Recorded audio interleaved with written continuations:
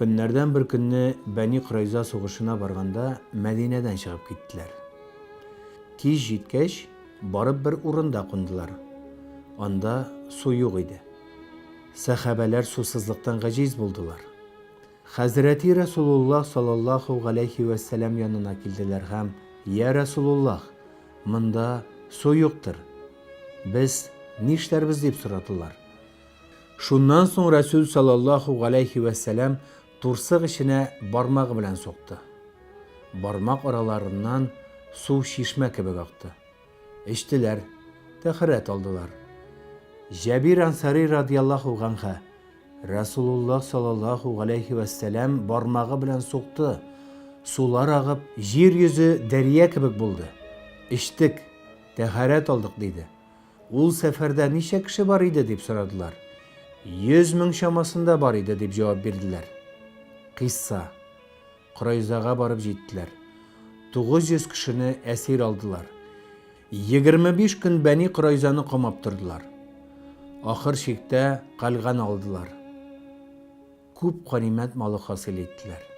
Атлыга 2 өлеш, җәяүлегә 1 өлеш бирделәр. Бу Корайза сугышы Хиҗрәтнең 5нче елында Зөлкәгъдә аенда иде.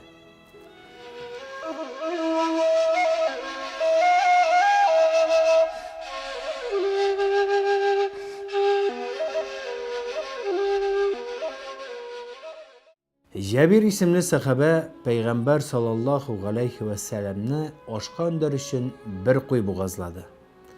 Җабирнең 2 угылы бар иде. Куй бугазлаганны күреп тордылар. Бер заманнан соң зур угылы кече угылын яткызды. Әткәй куйны булай бугазлады дип инесен бугазлады.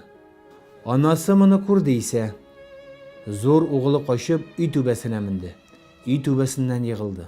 Муйны сынды, үлде. Һәр 2 угылы үлде. Анасы буларны бер җиргә яшереп куйды. Хәзрәти Расул саллаллаһу галейхи ва сәллям килде. Аш китерделәр. Хәзрәти Расул саллаллаһу галейхи ва сәллям ашка кулын сузды. Җәбраил килеп кулын тотты. Җабирнең 2 угылы килмичә бу ашны сиңа ашарга рөхсәт юктыр диде. Хәзрәти Расулуллаһ саллаллаһу галейхи ва сәллям: "Я Җабир, балаларың кайда?" дип сорады.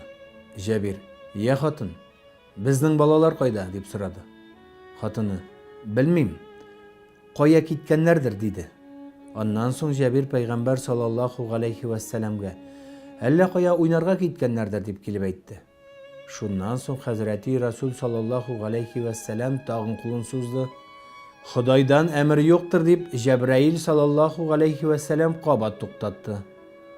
Аннан соң Хәзрәти Расулуллаһ саллаллаһу галейхи ва сәллям дуга кылды.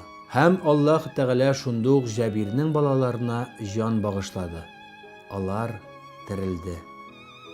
Расул саллаллаһу галейхи ва сәллям Җабиргә: "Я Җабир, синең балаларыңнан башка безгә бу ризыкны ашарга әмер юктыр. Әлбәттә, балаларыңны алып кил" диде. Җабир: "Я Расулуллаһ, минем балаларым үлде" дип җавап бирде. Хәзрәти Расул саллаллаһу галейхи ва сәллям: "Я Җабир, барып кара, шаяралар, теректер" дип әйтте. Җабир барып карады һәм аларның исән булуларын күрде. Алып килделәр һәм тәгамне бергә ашадылар. Шат булдылар. Хәзрәти Расулуллаһ саллаллаһу галейхи ва сәллямнең мугъҗизасын күреп, иманнары тагын да артты.